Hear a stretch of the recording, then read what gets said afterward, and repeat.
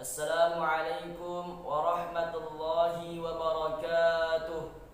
Hamdan wa syukran lillah, wa salatan wa salaman ala rasulillah, amma ba'du. Pertama sekali, marilah kita bersyukur kehadirat Allah subhanahu wa ta'ala, Allah yang maha pengasih, yang kasihnya tidak pernah pilih kasih, Allah yang maha penyayang, yang sayangnya tidak pernah berkurang.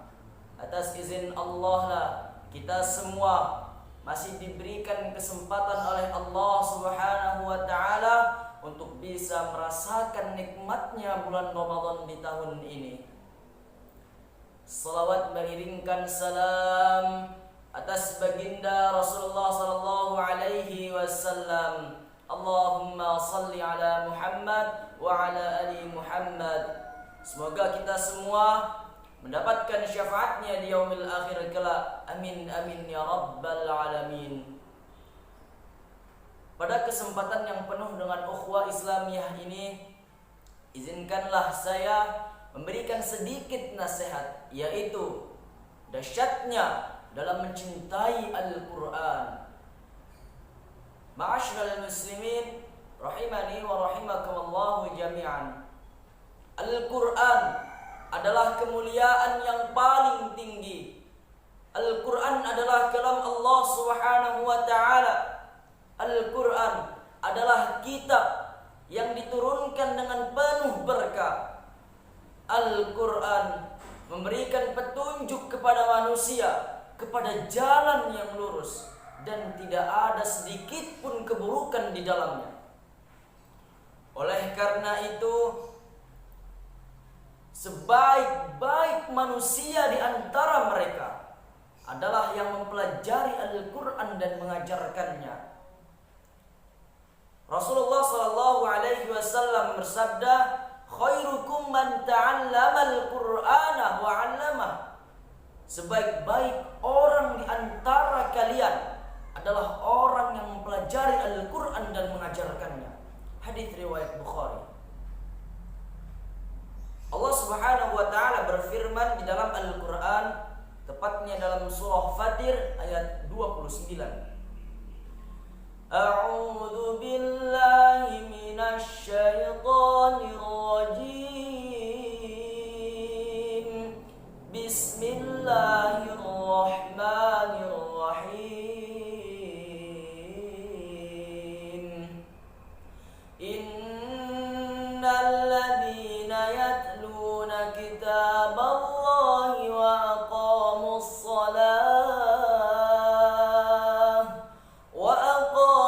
salata wa anfaqu mimma razaqnakum sirran wa alaniyatan yarjuna tijaratan lan tabur. Sesungguhnya orang-orang yang selalu membaca kitab Allah subhanahu wa ta'ala, Al-Quran, dan melaksanakan sholat dan memberikan sebagian rizki yang telah kami anugerahkan kepadanya dengan diam-diam dan terang-terangan, mereka itu mengharap perdagangan yang tidak merugi.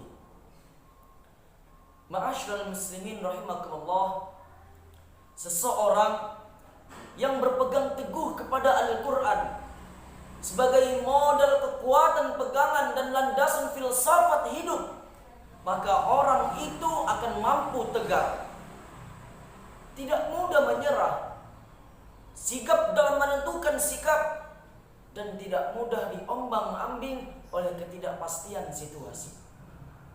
Tidak mudah hadirin terpengaruh oleh prinsip hidup lain, karena prinsip dalam jiwanya sudah mantap, dan semua itu akan tercermin dalam sikapnya dalam menyelesaikan persoalan hidup.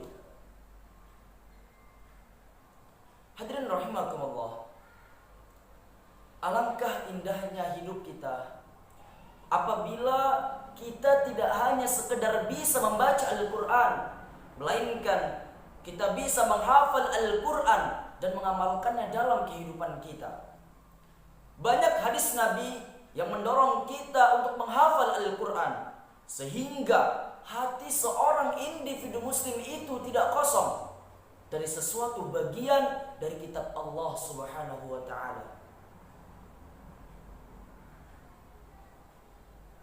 Ma'asyiral muslimin rahimani wa rahimakumullah jami'an, sebagaimana dalam hadis yang diriwayatkan oleh Ibnu Abbas, seseorang yang tidak memiliki hafalan Al-Quran sedikit pun seperti rumah kumuh yang mau runtuh. Hadis riwayat Tirmidzi.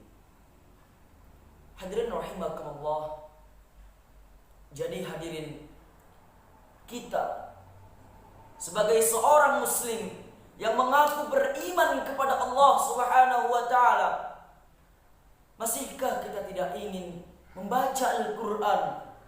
Masihkah kita tidak ingin menghafal Al-Quran? Masihkah kita tidak ingin dekat dengan Al-Quran? Apakah kita tidak malu, hadirin, ketika nanti di akhirat, di hadapan Allah Subhanahu wa ta'ala, seketika itu kita ditanya dan disaksikan oleh berjuta-juta manusia, apa jawaban kita? Mengapa semasa di dunia kita malas dalam membaca Al-Quran, dalam menghafal Al-Quran? Kita tidak ingin dekat dengan Al-Quran. Apa alasan kita, hadirin? Apa yang harus kita jawab? Apakah kita tidak malu? Banyak orang di luar sana, ada yang tidak bisa melihat hafal Al-Quran, ada yang tidak bisa mendengar hafal Al-Quran, ada yang tidak bisa berbicara hafal Al-Quran, dan bahkan ada yang cacat otak hafal Al-Quran. Allahu Akbar, Allahu Akbar. Hadirin sekalian, oleh karena itu, mari kita renungkan sejenak dalam hati kita yang paling dalam. Pantaskah kita mengharap surganya Allah Subhanahu wa ta'ala? Pantaskah kita, sedangkan kita masih enggan, masih bermalas-malasan dalam membaca Al-Quran, apalagi kita menghafalkannya dan mengamalkannya dalam kehidupan kita sehari-hari? Malah kita sibuk dengan urusan dunia kita, yang pada hakikatnya semua itu akan kita tinggalkan. Ingat satu hal, hadirin, kita akan wafat. Kita akan wafat. Apakah kita tidak berpikir, walaupun hanya 1 menit, walaupun hanya 1 detik, bekal apa yang harus kita bawa nanti di hadapan Allah Subhanahu wa ta'ala? Bekal apa yang harus kita bawa? Oleh karena itu, baca Al-Quran, hafalkan Al-Quran, khususnya buat para teman-temanku sekalian. Hafalkan Al-Quran dan amalkan dalam kehidupan kita. Karena apa, teman-temanku? Karena cuman itu hadiah yang paling terbaik yang bisa kau berikan kepada kedua orang tuamu di dunia dan di akhirat nanti. Teman-temanku sekalian yang saya cintai karena Allah Subhanahu wa ta'ala, mungkin hanya ini yang dapat saya sampaikan. Lebih dan kurangnya saya mohon maaf kepada Allah, saya mohon ampun. Mudah-mudahan bermanfaat kepada kita semua, khususnya buat diri saya pribadi. Wabillahi taufiq wal hidayah. Assalamualaikum warahmatullahi